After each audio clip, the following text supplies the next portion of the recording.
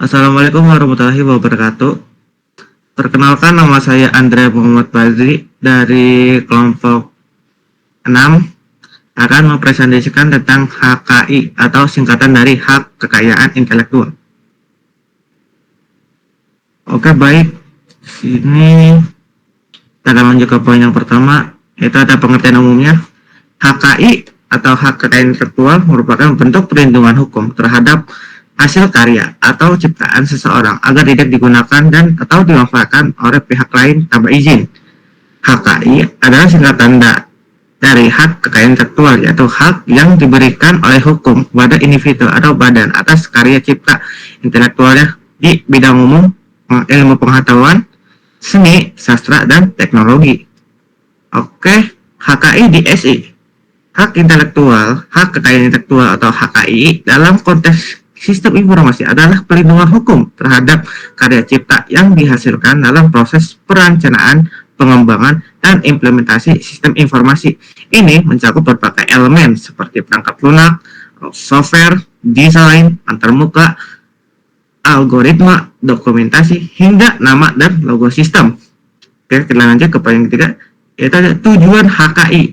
Yang pertama adalah melindungi karya cipta, memberikan perlindungan hukum kepada tercipta atau pemilik karya atas hasil ciptaannya agar tidak disalahgunakan oleh pihak lain.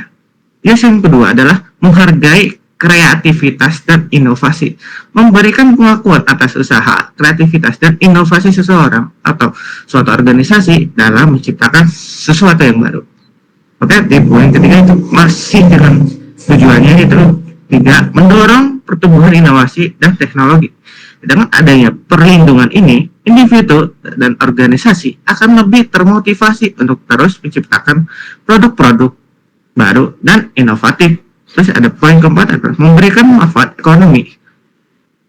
Pemilik HKI dapat memperoleh keuntungan ekonomi dari hasil ciptaannya, misalkan melalui lisensi penjualan ataupun komersial produk. Kita lanjut di poin kelima, menjaga persaingan usaha yang sehat, menjaga penjiplakan atau penggunaan ilegal atas karya orang lain yang dapat merugikan secara moral maupun finansial. Terus yang keenam adalah mendukung pengembangan ilmu pengetahuan dan budaya. Dalam memberikan perlindungan terhadap karya intelektual, HKI turut berperan dalam memperkaya dan mengembangkan budaya, seni, dan ilmu pengetahuan. Kita lanjut di HKI paten dalam SI. HKI paten dalam sistem informasi adalah bentuk perlindungan hukum terhadap inovasi teknis atau temuan baru yang digunakan dalam pengembangan sistem informasi seperti algoritma khusus, metode pemrosesan data, ataupun teknologi baru yang bersifat unik, inovatif, dan dapat diterapkan secara industri. Terus ada contohnya. Yang pertama, ada metode kompresi data baru yang mempercepat pengiriman data dalam aplikasi. Yang kedua adalah algoritma pencarian khusus yang lebih efisien dari yang sudah ada. Ketiga, proses autentifikasi pengguna yang memiliki mekanisme unik dan belum pernah dipatenkan. Yang keempat, sistem integrasi data antar platform dengan cara kerja yang baru. Kita lanjut. Perbedaan adalah hak paten dalam HKI di sistem informasi dengan HKI pada umumnya. Oke, perbedaan yang pertama adalah jenis karya yang dilindungi. Kalau sistem HKI di sistem informasi itu melindungi inovasi teknis berbasis digital atau perangkat lunak seperti algoritma baru, metode pengolahan data, dan sistem kerja aplikasi yang unik. Sedangkan kalau paten pada umumnya melindungi penemuan fisik atau teknis di bidang industri. Contohnya seperti mesin, alat, proses kimia, atau peralatan medis. Kita lanjut. Terus ada yang kedua, adalah wujud karya. Paten di HKI atau sistem informasi ini bersifat non-fisik atau intangible, seperti program komputer, proses logika, ataupun teknik komputasi. Terus kalau misalkan paten pada umumnya bersifat fisik atau tangible, seperti produk, alat, ataupun teknologi mekanisme. Yang perbedaan ketiga adalah penerapan. Paten di HKI. Penerapan paten di sistem informasi diterapkan dalam lingkungan digital atau perangkat lunak, sering digunakan dalam aplikasi web, atau sistem teknologi informasi.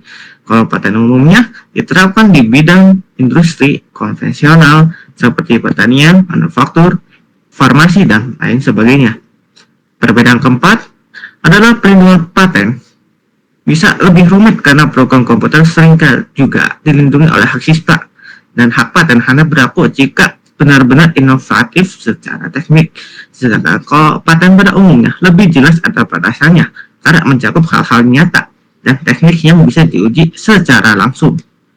Terus ada poin kedua, ada pentingnya HKI paten dalam sistem informasi. Pentingnya ini adalah untuk melindungi inovasi digital dalam teknologi yang terus berkembang. Banyak inovasi berupa metode, algoritma, atau sistem baru. Paten melindungi inovasi tersebut agar tidak disaling atau digunakan tanpa izin. Sudah ada meningkatkan nilai ekonomi produk digital. Sistem informasi yang dipatenkan memiliki nilai tambah baik dalam bentuk lisensi maupun investasi dari pihak ketiga. Terus lanjut ada pentingnya haki paten di sistem informasi. Yang ini masih kelanjutan yang tadi, yaitu adalah daya saing di industri teknologi. Paten memberikan keunggulan kompetitif bagi pengembang sistem informasi di tengah persaingan startup ataupun dalam perusahaan teknologi. Yang keempat adalah mendorong inovasi berkelanjutan.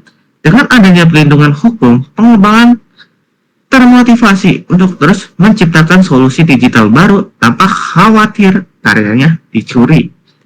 Terus yang ketiga adalah pentingnya HKI pada umumnya. Oke, kita masih lanjut yang seperti lanjut ke poin yang sebelumnya, itu adalah melindungi penemuan fisik dan teknis dalam bidang industri dari seperti manufaktur, pertanian, atau farmasi.